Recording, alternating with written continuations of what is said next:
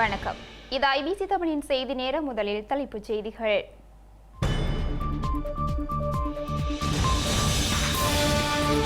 தமிழர் தாயக மேதின நிகழ்வுகளில் பொது வேட்பாளர் குறித்த எதிரொலிப்பு. புகலிட நாடுகளின் பேரணிகளில் இன ஒடுக்குமுறைக்கு நீதி கோரிய தமிழர்கள். ஸ்ரீதரன் நடத்திய தமிழரசின் மேதின நிகழ்வில் பங்கெடுத்த விக்னேஸ்வரன் பொது வேட்பாளராக களமிறங்கும் ஆசையுடனான பிரசன்னம் என ஊகம். மகிந்த பாணியில் தமிழில் பேசி தமிழர்களின் மனங்களை வெல்ல முயன்ற சஜித். தோட்ட தொழிலாளர்களின் வாக்குகளுக்காக வேதன உயர்வை அறிவித்த ரணில். தமிழகத்தின் பல இடங்களில் 42 பாகை செல்சியஸை தாண்டிய வெப்பம். வெப்ப அலை குறித்த முன்னெச்சரிக்கையால் மக்கள் அவதானம். அமெரிக்க பல்கலைக்கழகங்களில் காவல்துறையினரின் அடாவடிகள். பலஸ்தீன ஆதரவு போராட்டங்களை ஒடுக்குவதால் வெடித்த புதிய மோதல்கள். பிலிப்பைன்ஸ் கப்பலை தாக்கி சேதப்படுத்திய சீன கடலோர காவல்படை. சீனா வேண்டுமென பதற்றத்தை தூண்டுவதாக மணிலா குற்றச்சாட்டு.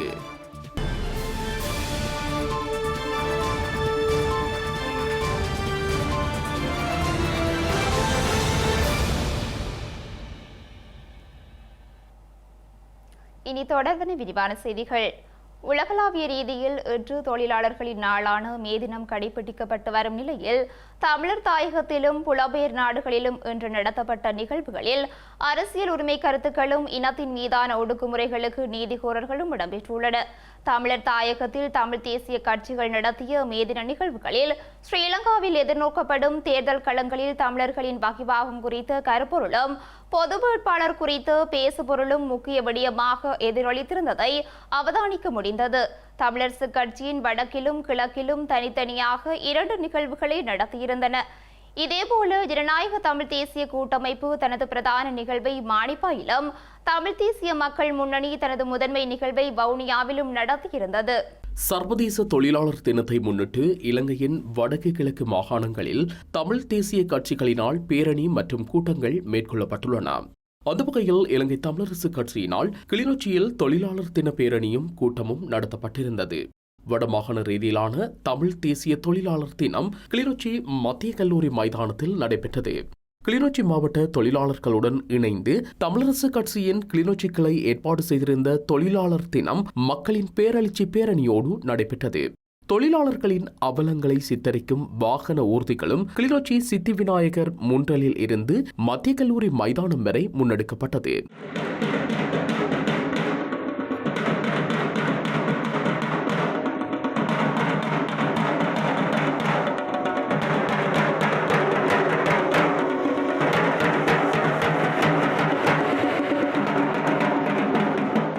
அந்த நிகழ்வில் தமிழ் முற்போக்கு கூட்டணியின் தலைவர் மனோ கணேசன், தமிழரசு கட்சியின் தலைவர் மாவை சேனாதிராஜா, நாடாளுமன்ற உறுப்பினர் சிவஞானம் ஸ்ரீதரன், முன்னாள் நாடாளுமன்ற உறுப்பினர் ஈஸ்வரபாதம் சரவணபவன், CVK சிவஞானம், மதகுருமார், மக்கள் என பெருந்திரளானோர் கலந்து கொண்டிருந்தனர். ஒரு தமிழ் பேசும் பொது வேட்பாளரை ஜனாதிபதி தேர்தலில் களமிறக்க வேண்டும் என்று சொல்லி வருகின்றோம். அதெப்படி என்று நீங்கள் கேட்கக்கூடும். பொது வேட்பாளர் தேர்தலில் நாம் தேர்தலில் வெல்ல போட்டியிடவில்லை. பின் எதற்காக என்று கேட்டால், எமது நிலையை எமது மக்களுக்கும் மற்றோருக்கும் தெளிவுபடுத்தவும், மக்கள் தீர்ப்பு ஒரு ரெஃபரண்டம் ஒன்றை வடகிழக்கு மாகாணங்களில் பெற ஆவண செய்யவுமே நான் தான் இந்த ஏற்பாட்டை வலியுறுத்தி வருகின்றோம். ஐநாவினால் வடகிழக்கு மாகாணங்கள் மக்கள் தீர்ப்பிற்கு விடப்பட்டால் மக்களின் மனதில் என்ன உள்ளது என்பதை அறிந்து கொள்ள முடியும். முன்னைய தொழிலாளர்கள் ஒன்று சேர்ந்து போராட்டங்களை முன்னெடுத்து சென்றவாறு தமிழர்களாகிய நாம் எமது வருங்கால சந்ததியினரை மனதில் வைத்து சில போராட்டங்களில் ஈடுபட வேண்டும். வன்முறை தேவையில்லை, பட்டினி கிடக்க அவசியமில்லை. ஆனால் பொது வேட்பாளரை முன்னிறுத்தி எமது தமிழ் பேசும் உறவுகளை ஒன்றிணைத்து எமக்கென உலக அரங்கத்தில் சில நன்மைகளை பெற முயற்சிப்பதே இந்த போராட்டம். வடகிழக்கில் வாழ்ந்து கொண்டு கூடிய ஈழத்தமிழர்களின் அபிலாஷைகளை எடுத்து கூறும் ஒரு வாக்கெடுப்பாக நீங்கள் மாற்றலாம், பிரச்சனை இல்லை, செய்யலாம், எந்த பிரச்சனையும் கிடையாது, செய்யலாம். அதுக்கான வாய்ப்பு வந்திருக்கின்றது. அதை இந்த மாவட்டத்திலே, இந்த வடகிழக்கு மாவட்டங்களிலே வாழ்ந்து கொண்டு கூடிய தமிழ் மக்களின் வாக்குகளை பெற்ற நாடாளுமன்ற உறுப்பினர்கள், பெற்றிருந்த மாகாண சபை உறுப்பினர்கள், பெற்றிருந்த உள்ளூராட்சி மன்ற உறுப்பினர்கள் அனைவரும் ஒன்று கூடி ரணில் விக்ரமசிங்கே மாகாண சபை நடத்தவில்லை என்பதற்காக மாகாண சபை உறுப்பினர்கள் பெற்ற வாக்கு இல்லாமல் போய்விடாது. ரணில் விக்ரமசிங்கே உள்ளூராட்சி மன்ற தேர்தல் நடத்தவில்லை என்பதற்காக உள்ளூராட்சி மன்றம் மாவட்டங்களிலே எங்களது உறுப்பினர்கள் பெற்ற வாக்கு இல்லாமல் போய்விடாது. எல்லா உள்ளூராட்சி மன்ற பிரதேச சபை, நகர சபை, மாநகர சபை, இல்ல மாகாண சபை, பாராளுமன்ற உறுப்பினர்கள் அனைவரும் ஒன்று கூடி சரியான வழியில் நினைக்கிறேன். செய்யுங்கள் அதை. ஆனால் திரு விக்னேஸ்வரன் அவர்களே, உங்களுக்கு சொன்னேன், இந்த 2வது 3வது விருப்பு வாக்கு விஷயத்தையும் நினைக்காதீர்கள். அது செயல்பட்டு வராது. அது உங்களது எண்ணப்பாட்டை மலினப்படுத்திவிடும். ஏனென்றால் நீங்கள் இங்கே ஒரு சொன்ன நான் சொன்னதை நான் பார்த்தேன், வாசித்தேன். Correct me if I am wrong, I don't know. இங்கே வாசித்தேன். நாங்கள் தேர்தல் கால பிரச்சார காலகட்டத்திற்கு பிறகு நடந்து கொண்டிருக்கும் பொழுது இடையிலே வந்து தென்னிலங்கையில் கூடிய வேட்பாளர்களிடம் பேச்சுவார்த்தை நடத்தி எங்களது அபிலாஷை முன்வைத்து அது உடன்படுவார்களே ஆனால் வெளிநாடு தூதரகர் அழைத்து அவருக்கு முன்னாலே கையெழுத்து போட்டு தாருங்கள் என்று சொல்லி ஒரு பேரம் பேசுவோம் என்று சொன்னார். அது நடக்காது. இங்கே கையெழுத்து போட்டு தந்து இங்கே 1000 வாக்கு வருமானால் அங்கே 10,000 வாக்கு போய்விடும். தரமாட்டார்கள். அது உங்களது நேர்கொண்ட பார்வையை, நேர் வழியை தடுத்தாண்டு விடும், மலினப்படுத்திவிடும். அதோடு விழிப்படைவார் தொழிலாளர் விடியும் தேசம் எனும் தொனிப்பொருளில் இலங்கை தமிழரசு கட்சியின் தொழிலாளர் தின நடைபவனி இன்றைய தினம் மட்டக்களப்பில் நடைபெற்றது. மட்டக்களப்பு களுவாஞ்சிக்குடி ராசமாணிக்கம் இல்லத்திலிருந்து ஆரம்பமாகிய பேரணி பெரியகல்லாறு பிள்ளையார் ஆலய முன்றல் வரை இடம்பெற்றது. அதனைத் தொடர்ந்து தொழிலாளர் தின கூட்டமும் இடம்பெற்றது.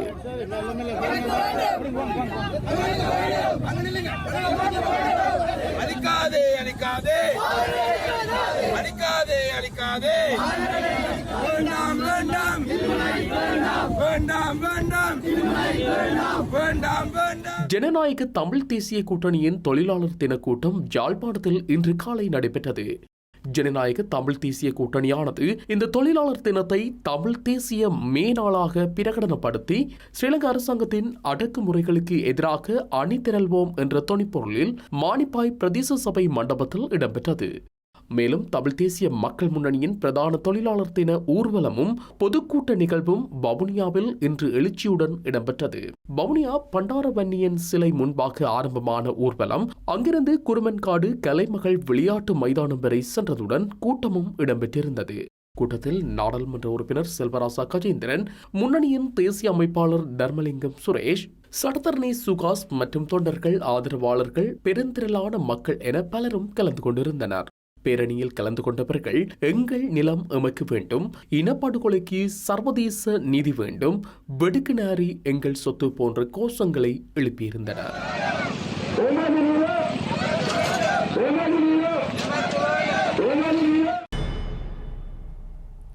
ஸ்ரீலங்கா ஜனாதிபதி தேர்தல் களத்தை பொது வேட்பாளர் ஒருவரை நிறுத்துவதன் மூலம் தமிழ் கட்சிகள் சரியாக பயன்படுத்த வேண்டும் என EPRL கட்சியின் தலைவர் சுரேஷ் பிரேமச்சந்திரன் வலியுறுத்தியுள்ளார். தமிழ் மக்களின் உரிமை போராட்டத்தை அடுத்த கட்டத்திற்கு நகர்த்துவதற்கு எதிர்வரும் ஜனாதிபதி தேர்தல் முக்கியமான ஒன்று என ஜனநாயக தமிழ் தேசிய கூட்டணியின் தொழிலாளர் தின கூட்டத்தில் சுரேஷ் பிரேமச்சந்திரன் தெரிவித்தார். இப்பொழுதும் கூட சில பண்டிதர்கள் எங்களை நோக்கி எழுப்பக்கூடிய கேள்விகள் எல்லாம் என்னவென்று சொல்லி சொன்னால், இது நடக்குமா, நடக்காதா, யார்த்த பின்புலம், ரணிலை வெல்ல வைக்கவா, ஏவிபியை வெல்ல வைக்கவா, யாரை வெல்ல வைக்க, இந்தியாவினுடைய பின்பலமா, அமெரிக்காவினுடைய பின்பலமா, 1000 கேள்விகள். எந்த விதமான தர்க்க ரீதியான நியாயங்களும் இல்லாமல் எழுந்தமானமாக பேசக்கூடியவர்கள். இன்னும் சொல்ல போனால் சமூக வலைத்தளங்களில் அவர்கள் ஏதோ கிறுக்குத்தனமாக கிறுக்கி விட்டு போகிற விஷயம் எல்லாம் பேசப்படுகின்ற ஒரு விஷயங்களாக இருக்கின்றது. ஆகவேதான் நாங்கள் மிக தெளிவாக சொல்லுகின்றோம், இந்த விடயத்தை ஜனநாயக தமிழ் தேசிய கூட்டணி முக்கியமாக முன்னெடுத்ததற்கான காரணம், தமிழ் மக்களுடைய உரிமை போராட்டத்தை அடுத்த கட்டத்தை நகர்த்துவதற்கு எங்களுக்கு இப்பொழுது ஏற்பட்டிருக்கக்கூடிய ஒரு சந்தர்ப்பம். ஜனாதிபதி தேர்தல் என்ற அந்த களம் எங்களால் பாதிக்கப்பட வேண்டும். அந்த களத்தை நாங்கள் கையாள தவறுவோமாக இருந்தால் தமிழ் கட்சிகள் கையாள தவறிய பல விடயங்களை போல் இதையும் நாங்கள் கையாளாமல் விட்டதாக இருக்கும். ஆகவே அந்த பாவச் செயல்களை நாங்கள் செய்ய வேண்டாம் என்று நான் யோசிக்கின்றேன். தமிழ் மக்களின் அனைத்து பிரச்சனைகளுக்கும் தீர்வு கிட்ட வேண்டுமானால் அனைத்து கட்சிகளும் ஒன்றிணைந்து பயணிக்க வேண்டும் என புலட் தலைவர் தர்மலிங்கம் சித்தார்த்தன் தெரிவித்துள்ளார்.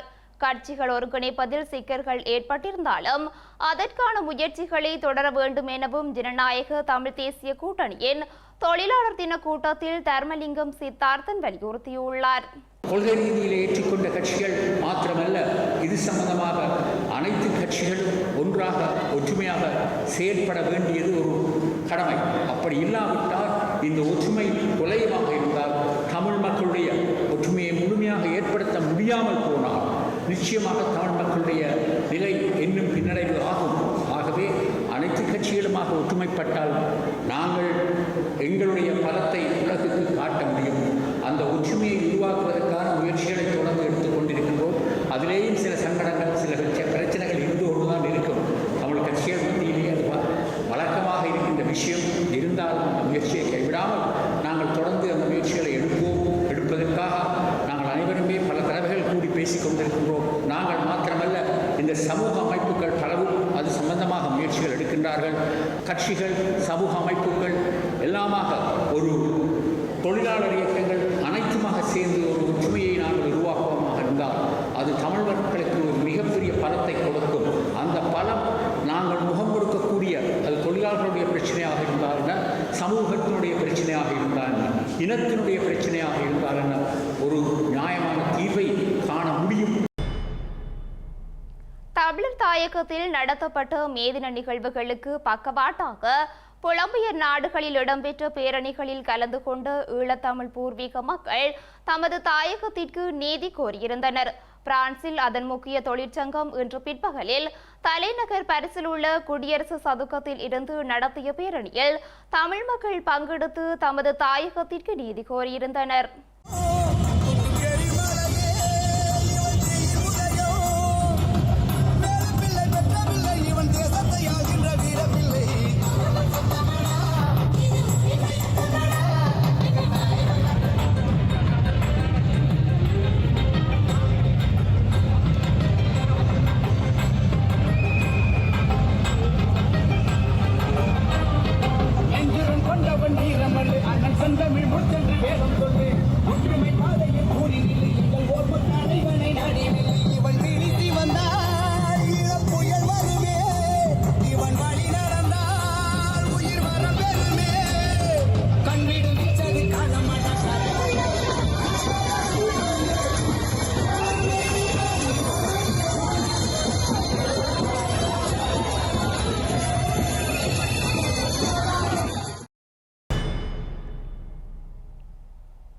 இதேபோல அழைப்புகளின் அடிப்படையில் கலந்து கொண்ட சுவிட்சர்லாந்தின் சூச் நகரில் இன்று காலை முதல் பிற்பகல் வரை இடம்பெற்ற பேரணியில் தமிழ் மக்களும் பங்கெடுத்த நிலையில் அங்கிருந்து ஐபிசி தமிழின் சுவிஸ் செய்தியாளர் குமணன் வழங்கிய பதிவு இது.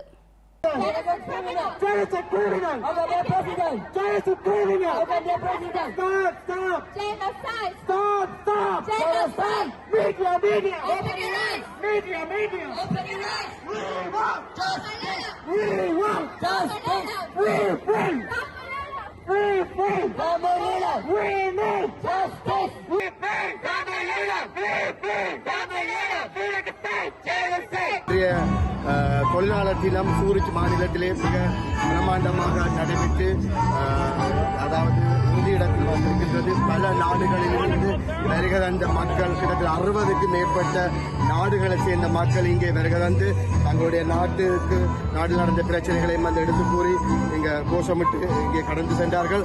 அந்த வகையிலே இங்கே இந்த நாடுடைய அரசியல்வாதிகளும் அரசியல் கட்சிகளும் இங்கே கலந்து கொண்டனர். தொழிலாளர் தினத்திலே வந்து பல மக்கள் வருகை தந்திருந்தார். கிட்டத்தட்ட 10,000க்கும் மேற்பட்ட மக்கள் இந்த சூரிச் மாநிலத்திலே வந்து இங்கே தங்களுக்கான அந்த கடமையை செய்திருந்தார்கள். இத்துடன் இதுதான் இந்த இறுதியிடம் நீங்கள் பார்த்துக் கொண்டிருப்பது. யாழ்ப்பாணம் உள்ளிட்ட வடக்கு கிழக்கு மாகாணத்தின் பல பகுதிகளிலும் தமிழ் கட்சிகள் மற்றும் அமைப்புகளினால் தொழிலாளர் தின பேரணி மற்றும் கூட்டங்கள் நடத்தப்பட்டுள்ளன. தேசிய மக்கள் சக்தியின் தொழிலாளர் தின கூட்டம் இன்று யாழ்ப்பாணத்தில் இடம்பெற்றது. இன்று முன்பகல் யாழ்ப்பாணத்தில் உள்ள தந்தை செல்வா கலையரங்கில் இடம்பெற்ற இந்த கூட்டத்தில் கட்சியின் நாடாளுமன்ற உறுப்பினர் விஜிதகேர, தேசிய மக்கள் சக்தியின் யாழ் மாவட்ட அமைப்பாளர் ராமலிங்கம் சந்திரசேகரன் உள்ளிட்ட பலர் கலந்து கொண்டிருந்தனர். மீண்டெழுவதற்காக புதிய பயணத்தை ஆரம்பித்திருக்கின்றார். அந்த பயணத்தின் போது இந்த 26 வருட சாபக்கேட்டுக்கு முற்றுப்புள்ளி வைப்பதற்கு இந்த வருஷம் அக்டோபர் மாதம் இடம்பெறுகின்ற ஜனாதிபதி தேர்தலிலே வேறு யாருமல்ல, இன்று வெல்லப் போகின்ற ஒரே நபர், இந்த நாட்டை மாற்றி அமைக்கக்கூடிய வல்லமையுள்ள நபர் வேறு யாருமல்ல, தேசிய மக்கள் சக்தியின் தலைவரான அனுர குமார திசாநாயக்கவா.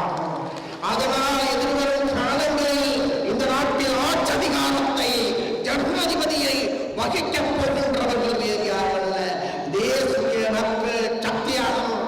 அந்த தேசிய மக்கள் சக்தியின் மேதின கூட்டமே என்று இடம்பெறுகின்றது.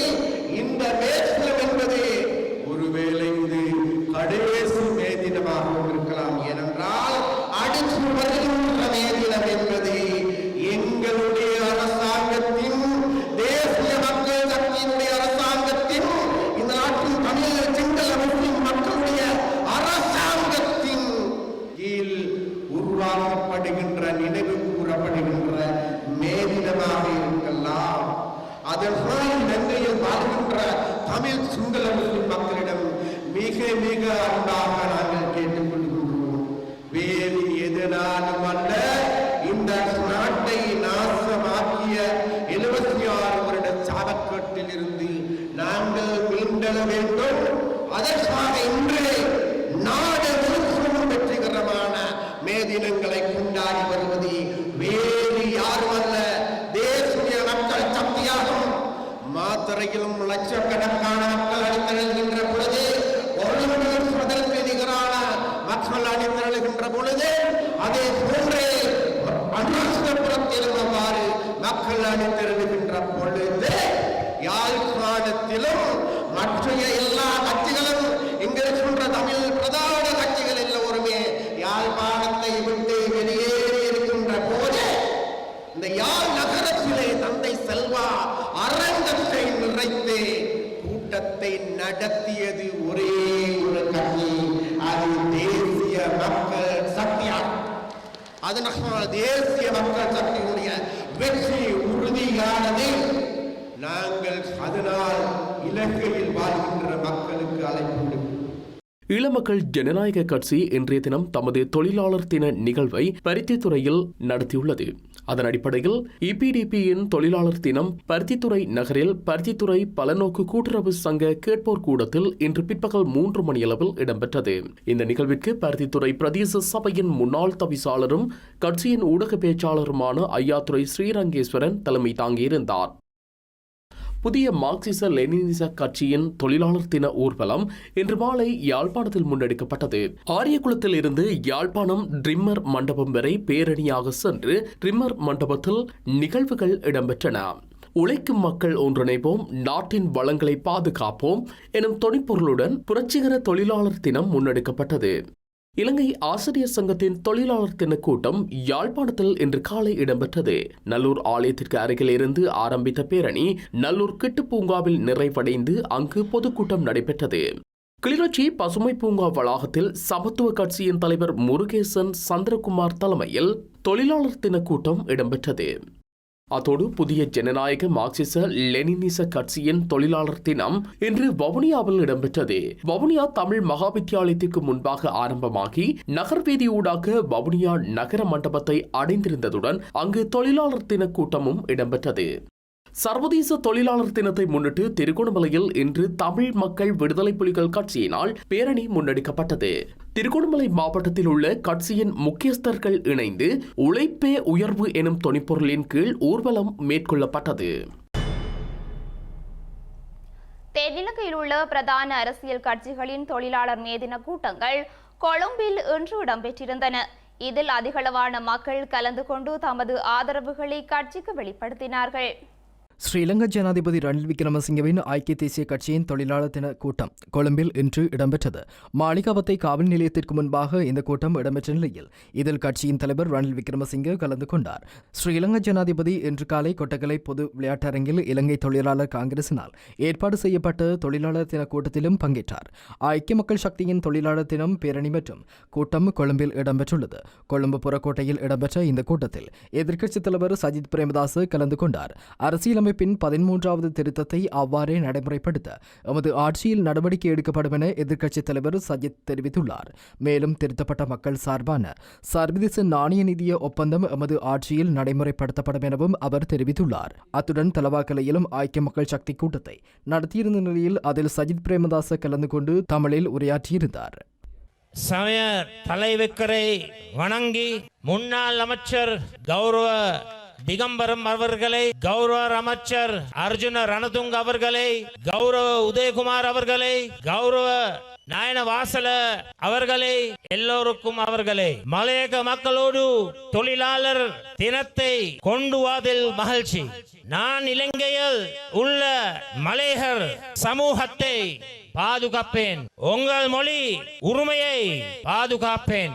உங்கள் நிலம் வீடு உரிமையை வழங்குவேன். மலையாகர் நாகர கிராமிய அபிவிருத்திக்கு நான் பொறுப்பு. உங்கள் மருத்துவ கல்வி சாத்துணவு உரிமைகளை பாதுகாப்பேன். தோட்ட தொழிலாளர்களை சிறுதைலை உற்பத்தி யாழ்க்காலுக்கு மாற்றுவேன். உங்கள் அரசியல் உரிமை இலங்கையோர் உரிமை, தங்கள் அரசியல் உரிமையை, சமய உரிமையை, கலாசார உரிமையை ஆகியவற்றை பாதுகாப்பேன். தேசிய மக்கள் சக்தி கொழும்பு, யாழ்ப்பாணம், மாத்தறை மற்றும் அனுராதபுரத்தில் 4 பேரணிகளை நடத்தியிருந்தது. ஸ்ரீலங்கா பொதுஜன பெரமுன பொரலை கெம்பல் மைதானத்தில் தொழிலாளர் தின கூட்டத்தை நடத்தியிருந்தது. அதில் கட்சித் தலைவர் மஹிந்த ராஜபக்ச உள்ளிட்டோர் பலர் கலந்து கொண்டனர். இலங்கையில் இந்த ஆண்டு நடைபெறவுள்ள ஜனாதிபதி தேர்தலில் தற்போதைய ஸ்ரீலங்கா ஜனாதிபதி ரணில் விக்ரமசிங்கவிற்கு ஆதரவாக வாக்களிக்க இந்தியாவிலிருந்து மக்களை அழைத்து வரும் நிலை ஏற்பட்டுள்ளதாக மக்கள் விடுதலை முன்னணி தலைமையிலான தேசிய மக்கள் சக்தியின் தலைவர் அனுரகுமார திசாநாயக்க தெரிவித்துள்ளார். ஐக்கிய தேசிய கட்சியின் தொழிலாளர் தின கூட்டத்திற்காக தென்னிந்திய பிரபலங்கள் இலங்கைக்கு சென்றுள்ள நிலையிலேயே மாத்தறை பகுதியில் இடம்பெற்ற தேசிய மக்கள் சக்தியின் தொழிலாளர் தின கூட்டத்தில் அனுரகுமார திசாநாயக்க இதனை தெரிவித்துள்ளார். இலங்கையை நெருக்கடிக்கு உள்ளாக்கிய ஊழல்வாதிகளின் ஆட்சியின் கீழ் கொண்டாடப்படும் இறுதி மே தினமாக இன்றைய தினம் அமையும். ஊழல்வாதிகளின் ஆட்சியின் கீழ் இலங்கையில் அடுத்த மே தினம் கொண்டாடப்படாது. தேசிய மக்கள் சக்தி தலைமையிலான ஆட்சியின் கீழ் அடுத்த ஆண்டு இலங்கையின் மே தினம் கொண்டாடப்படும். கொழும்பு, அனுராதபுரம், மாத்தளை மற்றும் யாழ்ப்பாணத்தில் கட்சியின் மே தின கூட்டங்கள் நடைபெற்றன. இதில் லட்சக்கணக்கான மக்கள் பங்கேற்றனர். இந்த மக்களுக்கு நோக்கம் மற்றும் எதிர்பார்ப்பு ஒன்று உள்ளது. உள்நாட்டிலும் வெளிநாட்டிலும் உள்ள இளைஞர்கள் தற்போது எதிர்பார்ப்போடு எமை நோக்கி பார்த்து கொண்டிருக்கிறார்கள். அண்மைய நாட்களில் இளைஞர்கள் அதிக அளவில் உள்ள வெளிநாடுகளுக்கு நான் பயணம் செய்திருந்தேன். குறித்த தரப்பினர் உள்நாட்டு மக்கள் ஆட்சி மாற்றத்திற்காக தலையிடுமாறும் போராடுமாறும் எம்மிடம் கோருகின்றார்கள். எமது எதிரிகள் தற்போது அதிகளவில் எம்மை கண்காணிக்கின்றார்கள். எமது தவறுகளை தேடுகின்றார்கள். இதனால் நாம் முன்னெப்போதும் இல்லாததை விட கவனமாக செயற்பட வேண்டும். இலங்கை தற்போது ஒழுக்கமற்ற நாடாக காணப்படுகிறது. சரியான திட்டங்கள் இல்லாத நாட்டை அபிவிருத்தி செய்ய முடியாது. தற்போதைய ஸ்ரீலங்கா அரசாங்கத்தில் உள்ள அரசியல்வாதிகள் ஒழுக்கமற்ற வகையில் கருத்துக்களை வெளியிடுகிறார்கள். இதனை நாம் மாற்றியமைக்க வேண்டும். இலங்கையில் தற்போதுள்ள அரசியல் கட்சிகளால் நாட்டில் ஒழுக்கத்தை கொண்டு வர முடியாது. இந்த பொறுப்பு எமக்கு வழங்கப்பட்டுள்ளது. ஐக்கிய தேசிய கட்சியின் தலைவரும் ஸ்ரீலங்கா ஜனாதிபதியுமான ரணில் விக்ரமசிங்க மேதின கூட்டத்திற்காக இந்தியாவில் இருந்து பிரபலங்களை அழைத்துள்ளார். விமான நிலையத்தை சென்றடைந்த குறித்த தரப்பினரை ஸ்ரீலங்கா சுற்றாடல் துறை அதிகாரிகள் வரவேற்றுள்ளனர். ரணில் விக்ரமசிங்க ஒரு விடயத்தை நன்கறிந்துள்ளார். அவருக்கு ஆதரவளிக்கவும் அவரது கட்சி கூட்டத்தில் பாடவும் இந்தியாவில் இருந்தே நபர்களை அழைத்து வர வேண்டியுள்ளது. இதற்கமைய தேர்தலில் அவருக்கு வாக்களிக்கவும் இந்தியாவில் இருந்தே அவர் ஆதரவாளர்களை அழைத்து வர வேண்டும். இலங்கையர்கள் அவருக்கு வாக்களிக்க மாட்டார்கள். ரணிலின் நடவடிக்கைகள் அவருக்கு ஒழுக்கம் இல்லை என்பதை பிரதிபலிக்கிறது. நாம் எமது கட்சியை மற்றொரு கட்சிக்கு எதிராக கட்டியெழுப்ப மாட்டோம். அவ்வாறு கட்டியெழுப்பப்படுவது ஒரு கட்சியே இல்லை. ராஜபக்ஷக்களை இல்லாதொழிப்பதற்கு தேசிய மற்றும் சர்வதேச சக்திகள் ஒன்றிணைந்துள்ளதாக ஸ்ரீலங்கா பொதுஜன பெரமுனவின் தலைவரும் முன்னாள் ஜனாதிபதியுமான மஹிந்த ராஜபக்ஷ தெரிவித்துள்ளார். பொரலை கம்மலை மைதானத்தில் நடைபெற்ற பொதுஜன பெரமுனவின் தொழிலாளர் தின கூட்டத்தில் பங்கேற்று உரையாற்றிய அவர் தமது கட்சியின் ஆதரவை பெற்ற வேட்பாளரே எதிர்வரும் ஜனாதிபதி தேர்தலில் வெற்றி பெறுவார் எனவும் குறிப்பிட்டுள்ளார். உங்களுக்கு தெரியும், பொய்களை கூறி சேறு பூசி எம்மை திருடர்களாக்கி இந்த நாட்டின் எதிர்காலத்தை இல்லாது செய்வதற்கு தேசிய மற்றும் சர்வதேச சக்திகள் பல இன்று ஒன்றிணைந்துள்ளன. அந்த அனைத்து சவால்களையும் முறியடித்து நாட்டு மக்களின் அபிலாஷைகளை வெற்றி பெற செய்வதற்கு எம்மால் முடியும் என உங்கள் முன்னிலையில் நான் கூறிக்கொள்ள விரும்புகின்றேன். கடந்த காலத்தை எடுத்து பாருங்கள். அதிகாரம் இல்லாத காலத்தை போன்று அதிகாரம் இருந்த காலப்பகுதியிலும் 100% உழைக்கும் தொழிலாளர்களுடன் இருந்தோம் என்பதனை நான் உங்களுக்கு நினைவூட்ட வேண்டும். வீதிகளில் பேரணிகளுக்கு மாத்திரமே உங்களை நாம் பயன்படுத்தவில்லை என்பதனை பொறுப்புடன் கூறிக்கொள்கின்றேன். சிலருக்கு தொழிலாளர் தினத்தன்று மாத்திரமே தொழிலாளர்கள் நினைவுக்கு வருவார்கள். கடந்த காலத்தை எடுத்து பாருங்கள். நாட்டில் இருந்த அனைத்து தொழிலாளர் தலைவர்களுடனும் நட்புறவுடன் நாம்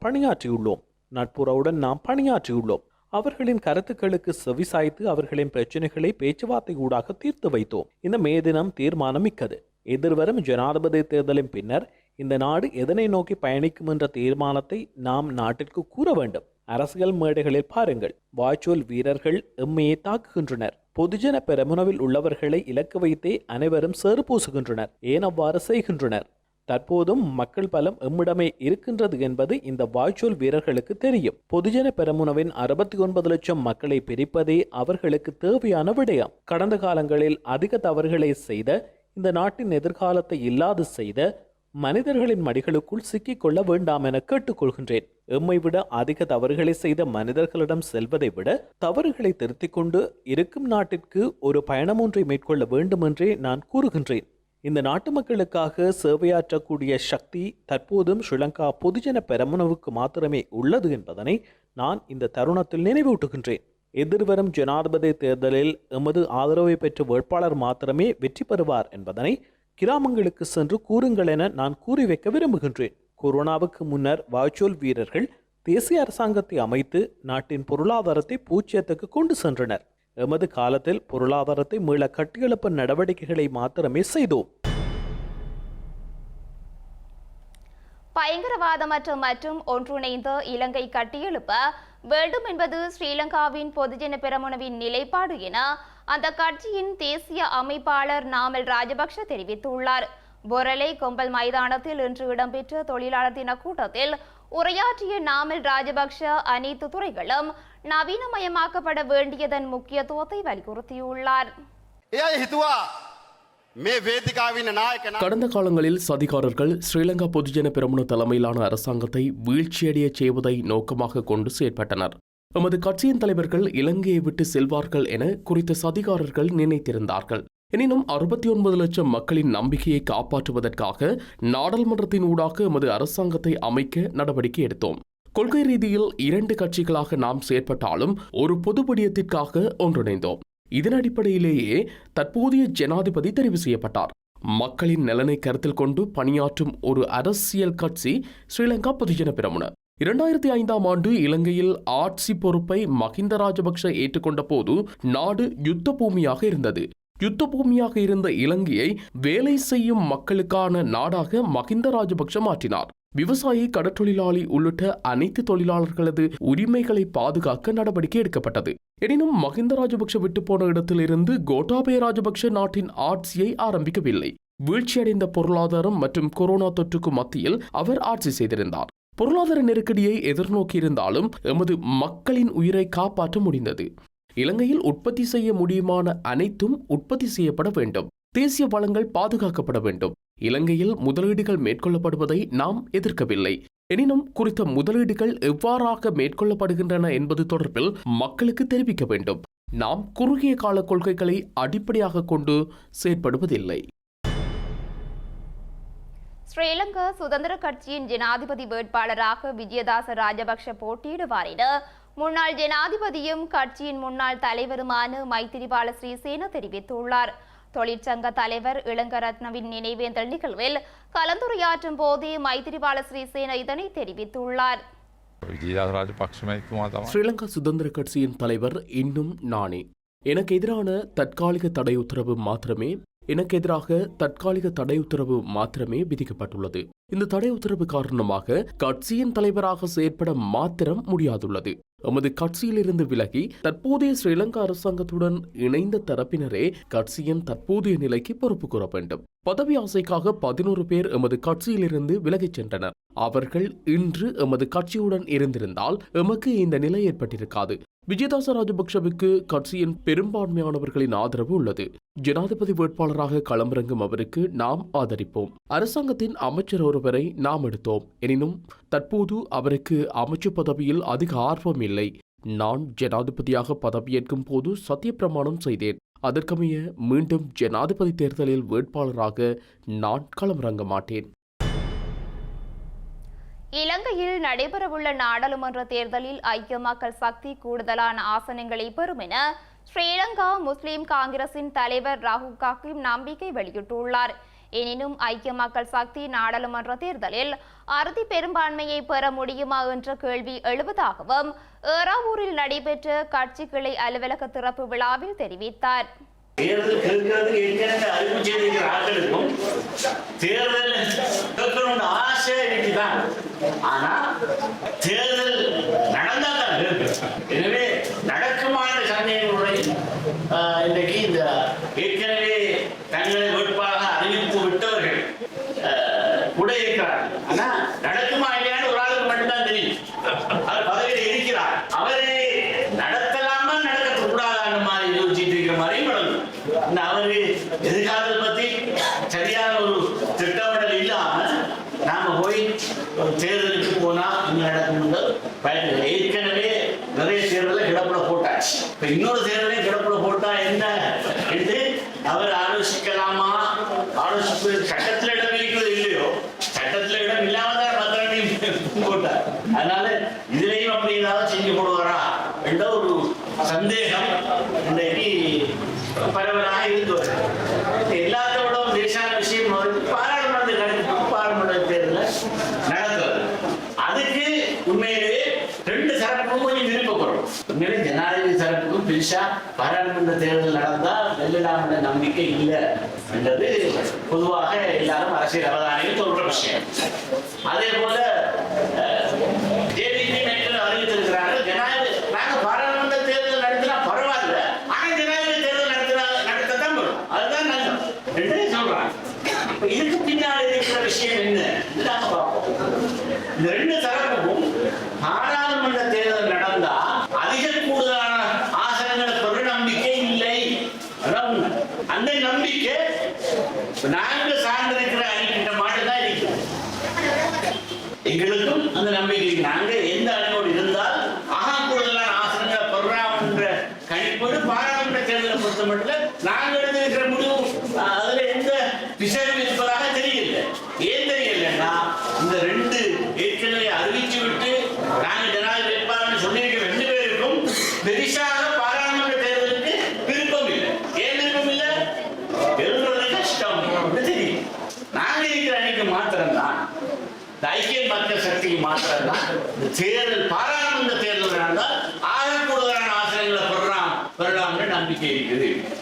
ஆனா இன்னொரு விஷயத்தை நான் சொல்லணும், கூடுதலான ஆசனங்களை பெறலாம் நம்பிக்கை இருக்குது. ஆனா அறுதி பெரும்பான்மையை பெறலாமா என்பதுல சில கேள்விகள் இருக்கலாம். அதைத்தான் மாற்று தரப்புகள் தங்களுக்கு சாதகமா பயன்படுத்திக்கிட்டு ஏதாவது ஃபுட்பால் எழுதி நாங்கள் அரசாங்கத்துக்குள்ள போய் கலக்கலாம் நம்பிக்கையில தேர்தல் நடத்த வேண்டிய ஒரு கையறு நிலைக்கு அவங்க வரலாம். யாழ் போதனா வைத்தியசாலையில் சிகிச்சை பெற்றதாக கூறி தாதியர் மீது சமூக ஊடக செயலி மூலம் அவதூறு செய்த சுகாதார ஊழியர் மீது சட்ட நடவடிக்கை எடுக்கப்பட உள்ளதாக போதனா வைத்தியசாலை பணிப்பாளர் தங்கமுத்து சத்தியமூர்த்தி தெரிவித்துள்ளார். குறித்த நபரின் செயற்பாடு தாதியர் சேவைக்கும் வைத்தியசாலைக்கும் பெரும் பாதிப்பை ஏற்படுத்தியதுடன் பல்லாயிரக்கணக்கான நோயாளிகள் மத்தியில் பதற்றத்தை ஏற்படுத்தியுள்ளதாக வைத்தியர் குற்றம் சுமத்தியுள்ளார். ஸ்ரீலங்கா சுகாதார திணைக்களத்தில் கடமையாற்றும் உத்தியோகத்தர் ஒருவர் அண்மையில் சிகிச்சைக்காக யாழ் போதனா வைத்தியசாலையில் அனுமதிக்கப்பட்டிருந்தார். சிகிச்சைக்காக அனுமதிக்கப்பட்டிருந்த காலப்பகுதியில் வேறு ஒரு நோயாளரிடம் தாதியர் கடுமையாக நடந்து கொண்டதாக தெரிவித்து குறித்த சுகாதார திணைக்கள உத்தியோகத்தர் சமூக ஊடக செயலி மூலம் காணொலி பதிவினை மேற்கொண்டிருந்தார். இவ்வாறான நிலையில் குறித்த உத்தியோகத்தர் சம்பந்தமாக சுகாதார அமைச்சு மற்றும் அவர் பணியாற்றும் வைத்தியசாலை நிர்வாகம் பிராந்திய சுகாதார நிர்வாகங்களுக்கு அறிவித்து உரிய சட்ட நடவடிக்கை எடுக்க ஆவண செய்யப்பட உள்ளதாக வைத்தியர் சத்தியமூர்த்தி குறிப்பிட்டுள்ளார். அத்துடன் இவ்வாறான செயற்பாடுகள் வைத்தியசாலை சேவைகள் தொடர்பாக நம்பிக்கையினத்தையும் வெறுப்புத்தன்மையையும் ஏற்படுத்தக்கூடும் எனவும் இவ்வாறான நடவடிக்கைகளை பொதுமக்கள் நலன் கருதி அனுமதிக்க முடியாது எனவும் சத்தியமூர்த்தி குறிப்பிட்டுள்ளார். மேலும் சில உள்ளூர் செய்திகள் தொடர்கின்றன.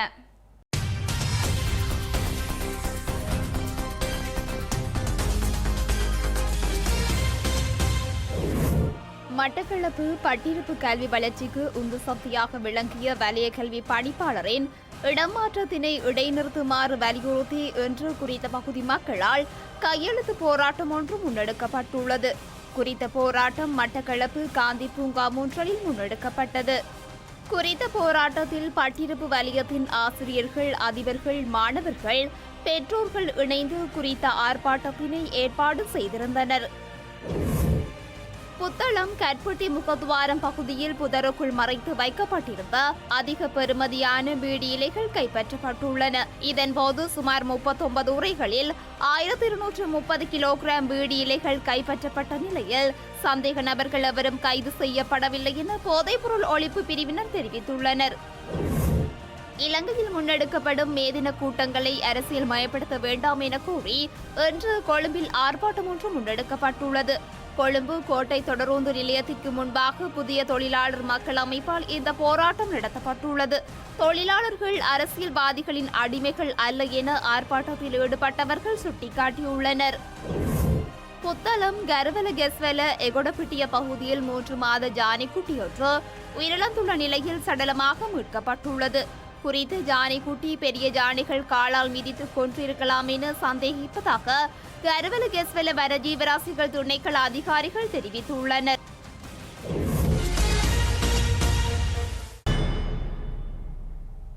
செய்திகளின் நிறைவாக இனி மீண்டும் தலைப்புச் செய்திகள்.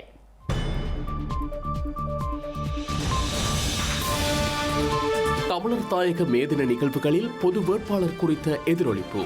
புகலிட நாடுகளின் பேரணிகளில் இன ஒடுக்குமுறைக்கு நீதி கோரிய தமிழர்கள். ஸ்ரீதரன் நடத்திய தமிழரசின் மேதின நிகழ்வில் பங்கெடுத்த விக்னேஸ்வரன் பொது வேட்பாளராக களமிறங்கும் ஆசையுடனான பிரசன்னம் என ஊகம். மகிந்த பாணியில் தமிழில் பேசி தமிழர்களின் மனங்களை வெல்ல முயன்ற சஜித். தோட்ட தொழிலாளர்களின் வாக்குகளுக்காக வேதன உயர்வை அறிவித்த ரணில். தமிழகத்தின் பல இடங்களில் 42 பாகை செல்சியஸை தாண்டிய வெப்பம். வெப்ப அலை குறித்த முன்னெச்சரிக்கையால் மக்கள் அவதானம். அமெரிக்க பல்கலைக்கழகங்களில் காவல்துறையினரின் அடாவடிகள். பலஸ்தீன ஆதரவு போராட்டங்களை ஒடுக்குவதால் வெடித்த புதிய மோதல்கள். பிலிப்பைன்ஸ் கப்பலை தாக்கி சேதப்படுத்திய சீன கடலோர காவல்படை. சீனா வேண்டுமென பதற்றத்தை தூண்டுவதாக மணிலா குற்றச்சாட்டு.